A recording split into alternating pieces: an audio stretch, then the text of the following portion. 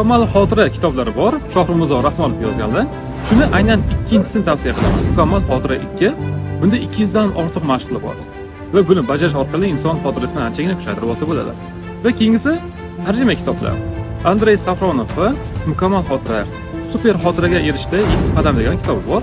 Buni 2 kishi tarjima qilgan, aynan Pro Kids o'quv markazi tomonidan tashkil qilingan, tarjima qilingani bor. Xuddi shuni tavsiya qilaman.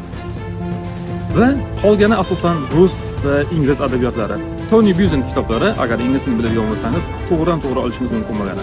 O'zbekcha kitoblardan yana biri tarjima kitob bor, bu ham Ilm olish sirlari degan kitob bor.